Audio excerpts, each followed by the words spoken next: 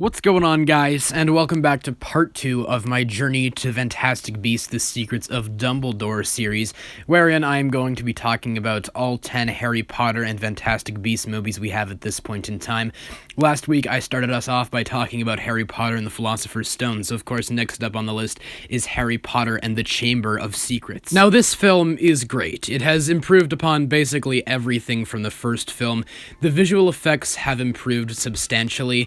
Not everything holds up, of course. There are still some weak effects. I would say some of the Quidditch scenes still do look dated, and the effect on the Cobra during the duel sequence doesn't look very convincing. It's very obviously CG, but still, the main effects that you would want to hold up still do. Dobby and the Basilisk, I would say, still look pretty great for their time.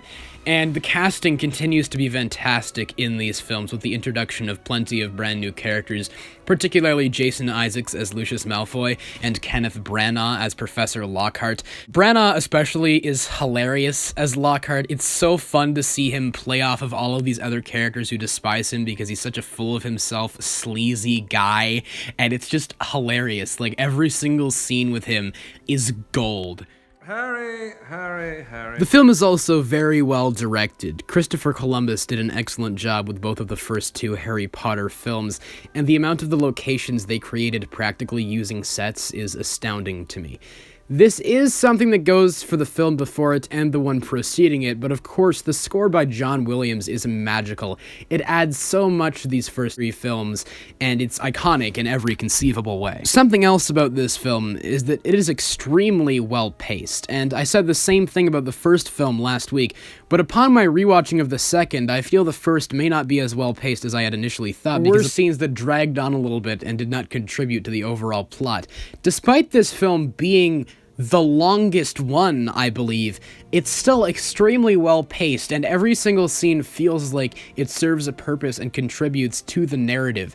Because while the first film was very fun to watch, and it's exciting to experience the Wizarding World for the first time, this film has an objective. The characters within the story are trying to discover the mystery of the Chamber of Secrets and who the potential heir of Slytherin could be. So throughout the film, all the characters are trying to achieve a certain objective, and there's a certain mystery to it, and it all feels like it's building to something. And every single scene, even scenes where they're just in classrooms or learning, there's some pieces that they discover that they're able to put together to try and form the full puzzle, and I think that's fantastic. It doesn't have the same problem as the first film, where upon reflection, all the pieces don't fit together. Every piece fits perfectly, and it makes for a very satisfying watching experience. This may be my nostalgia for this film, but it's just such a joy to watch, I find. It's so incredibly fun, and I can't think of any other 2-hour and 45-minute movie that I find myself wanting to rewatch as often as The Chamber of Secrets. Despite being fun, though, it's still able to introduce a lot of very dark elements, particularly the pure-blood wizards and their prejudice against mudbloods or muggles. It's very interesting and introduces this aspect of politics into the wizarding world, and already in the second installment we're getting more world building, which is great, and they also introduce a lot of elements that come back into play later in this series.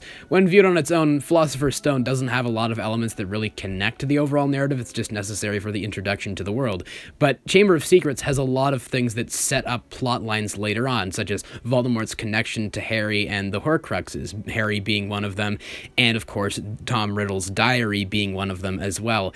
I think it's just such a great piece. It's a very necessary piece in the overall story, while being incredibly fun to watch on its own. I can't really find much to complain about within this movie. There are a few odd moments, such as when Harry is called to Dumbledore's office, and Dumbledore just says that he doesn't believe Harry behind the petrifications anyway, and just lets him go.